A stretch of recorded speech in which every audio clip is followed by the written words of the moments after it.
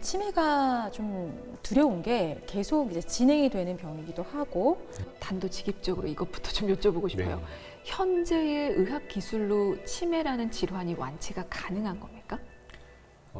알츠하이머병으로 한정해서 얘기를 하면 네. 안타깝게도 대답은 아닙니다.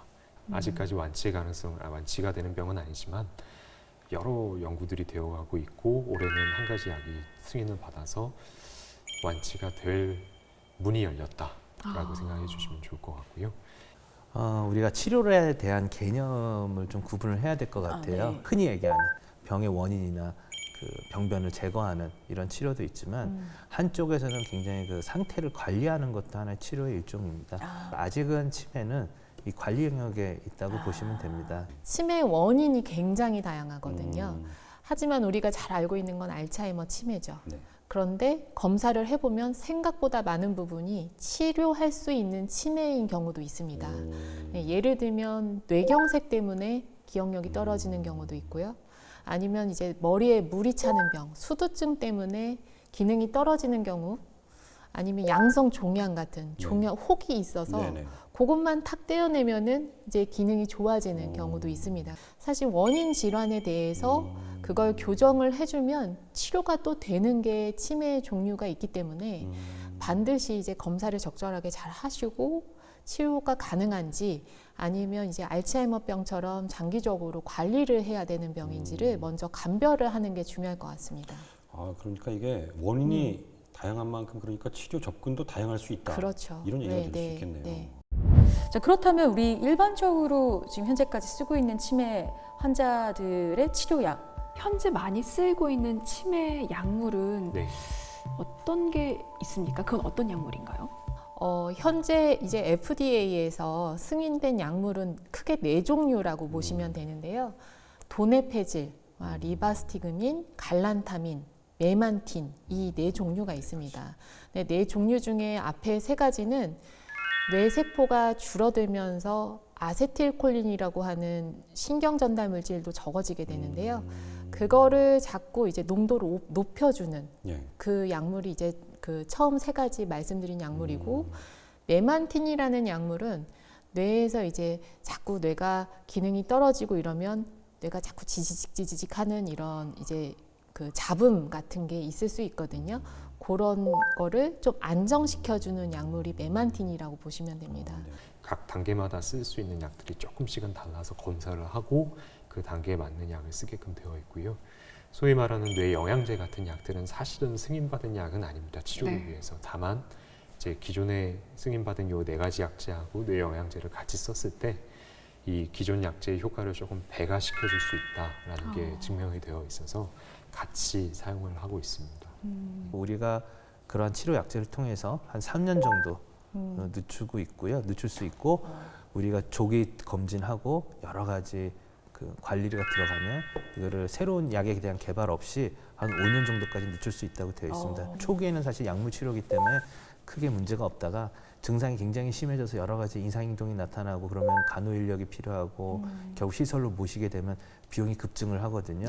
그래서 말기 치매로 가는 거를 늦추는 것만 하더라도 전체적인 가족분들한테도 그렇고 사회 경제적으로 그렇고 관리 비용을 많이 줄일 수 있기 때문에 그런 점에 있어서는 분명히 현재 있는 치매 치료제도 의미가 있습니다. 2021년 5월 FDA에서 치매 신약을 승인했는데 그 신약은 어떤 약인지 좀 설명 부탁드릴까요? 아두카누맙이라는 약인데요. 이 아두카누맙이라는 치료는 항체 주사거든요. 어떤 항체냐면 이 아밀로이드 단백질이라는 거를 이제 붙어서 제거하는 치료를 말합니다. 그래서 맨 처음 이제 이전의 치매 치료라는 거는 어떻게 보면 증상에 대한 치료 아니면 대증적인 치료였다면 이번에 나온 신약은 원인을 제거하는 치료가 되겠죠. 굉장히 획기적인 치료제라고 할 수는 있습니다. 네. 올해 승인받기 전에 뭐 20, 30년 동안 정말 열심히 많은 약제들에 대한 임상 시험들이 있어 왔고요. 최근에 대부분은 항체와 백신입니다. 알츠하이머병을 유발하는 어떤 나쁜 단백질이 있다고 말씀을 드렸는데 거기에 달라붙어서 그 단백질이 몸 바깥으로 머리 바깥으로 제거될 수 있게 만드는 항체가 있습니다. 올해 승인받은 약은 그 항체입니다. 실제로 저희가 검사를 해보면 약을 투약한 그룹에서는 사진을 찍어보면 기존에 갖고 있던 이상 단백질이 약을 쓰고 나서 많이 없어진 걸 볼 수가 있었습니다. 그래서 승인을 받았죠. 그렇군요. 자, 이 치매 신약에 대한 기대가 클 것 같은데 네.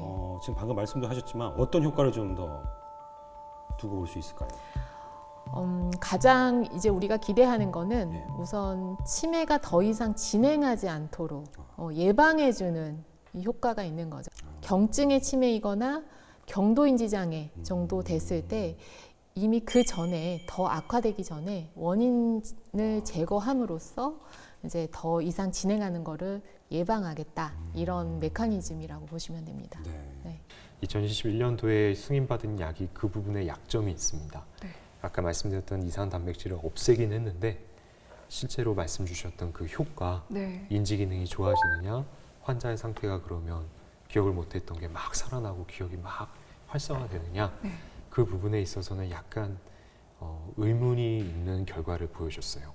그래서 앞으로 5년, 10년 동안 계속 이루어져야 될 부분은 이산 단백질을 없애는 게 과연 환자들이 기억하는 기억력을 좋아지게 하고 일상생활하는데 내가 못 갔던 장에도 가고 은행일도 하고 업무도 할 수 있게 만드는지는 아직 더 연구가 필요한 부분입니다. 이 병원에서는 초기 치매 환자들의 인지 자극을 위한 여러 가지 프로그램이 진행된다. 재료를 미리 어르신들한테 보여줄 거를 하나를 준비를 해야 돼요. 말로만 해서는 어르신들이 그거를 상상하거나 할 수가 없거든요.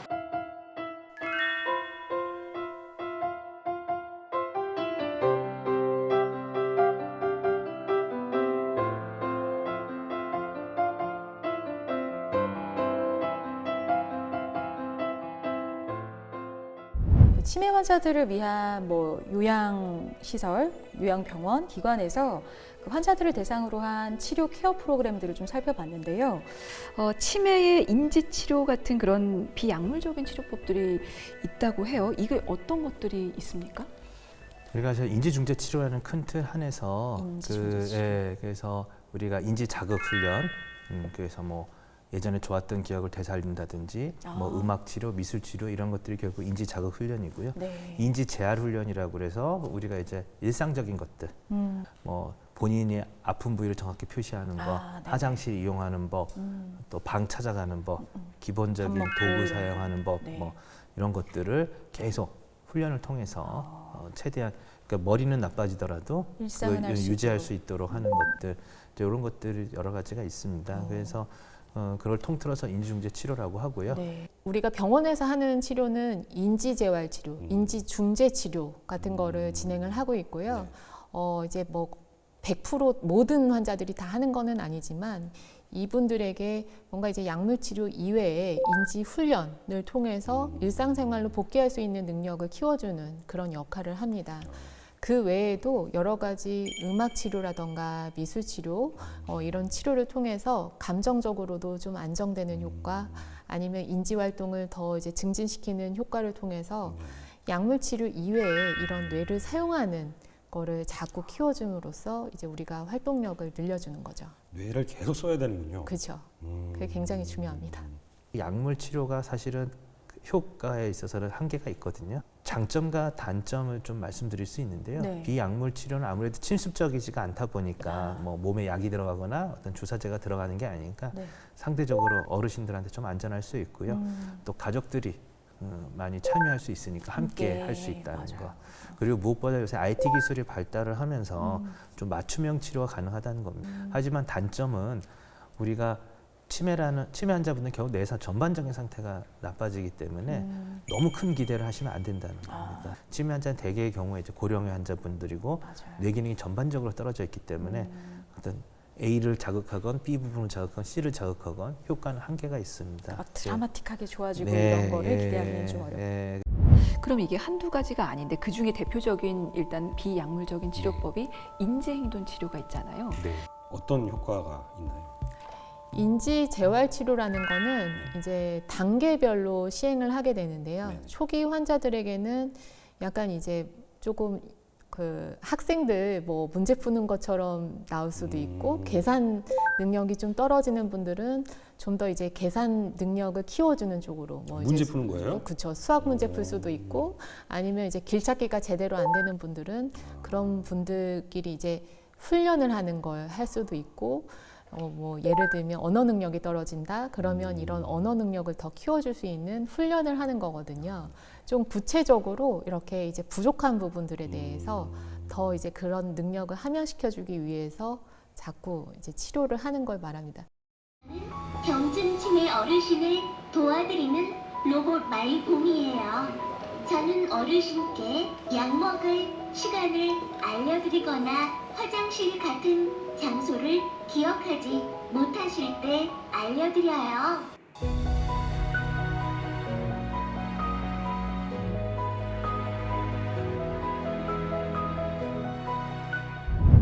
그 요즘에 그 뭐 뉴스 좀 보면 치매 잡는 뭐 AI라든지 게임도 네. 나왔고요. VR로 치매를 치료한다라는 기사도 제가 본 것 같아요. 네, 네. 실제 그런 효과들은 좀 지금 많이 보고는 있나요? 어떨까요? 그래서 사실 임상적으로 검증된 게 그렇게 많지는 않습니다. 현재는. 네. 네. 근데 임상 시험을 통해서 데이터를 모아가고 있는 디지털 치료제도 있고요. 네네. 네, 그래서 대한치매학회와 같이 또 대한치매학회 연구진들이 참여해서 하는 이제 그런 부분들. 그러니까 중요한 거는 전문 의료진이 함께 참여를 해서 임상 데이터를 갖고 있어야 된다는 게 굉장히 중요합니다. 방향 자체는 맞다고 생각을 합니다. 그래서 하지만 이제 꼭 간과되지 않아야 될 부분은 과학적 근거 마련이 반드시 이루어져야 되고 그런 부분들에 있어서 많은 부분들이 지금 열심히 이루어지고 있다고 생각을 합니다. 저희 대한치매학회에서도 이렇게 난립하고 있는 여러 가지 프로그램들 네. 또 심지어 뭐 VR, AR 프로그램들에 맞아요. 대해서 게임도 좀 있고. 기준을 맞춰서 인증제가 필요하지 않나 하고 위해서 뭔가 작업을 진행을 하고 있고요.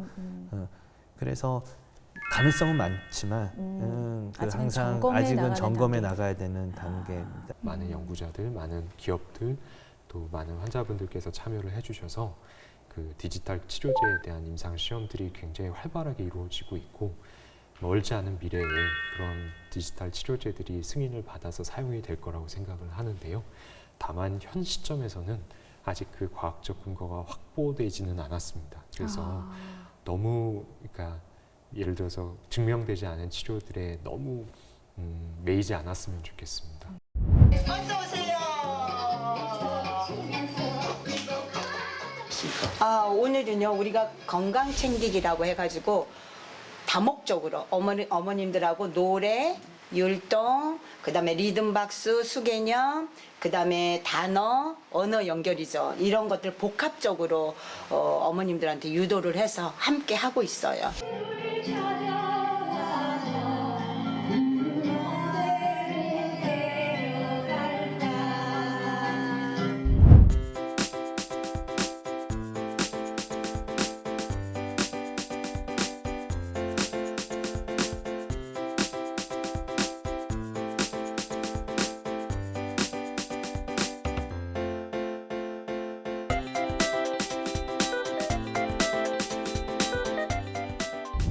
자, 그렇다면 치매 환자를 위한 이런 케어 프로그램 활동 중에 교수님께서 좀 추천해주고 싶은 그런 부분이 있을까요? 일단 제일 중요한 거는 운동입니다. 운동. 우리가 최근에 여러 가지 인지중재 프로그램 또 생활관리 프로그램 중에서 효과를 검증받은 게 이제 핀란드에서 진행한 핑거라는 연구가 있어요. 예. 네네. 근데 그걸 보면은 집중적으로 그 성공한 이유를 보면은 여러 가지 행동을 집중적으로 관리했다는 게 중요하거든요. 내가 미술 치료 하나만으로, 음악 치료 하나만으로 여러 가지를 접목해서. 그렇게 해서 효과를 보긴 힘들고 미술 치료, 음악 치료, 또 기억력 회복 훈련, 영양 관리 다 아주 집중적으로 아주 강하게 관리를 해야지 우리가 그나마 치매 예방 효과라든지 치매 진행을 늦춘 효과가 있고요. 네. 그 중에서 가장 중요한 게 이제 운동입니다. 유산소 운동이 반드시 신체적 움직임이 확보가 돼야 된다는 거는 여러 가지 임상 연구 데이터에 있거든요. 네. 그래서 운동이 중요하고요. 운동 중에서도 댄스. 댄스요? 네. 핀란드에서도 이 메모 댄스라는 게 따로 있습니다.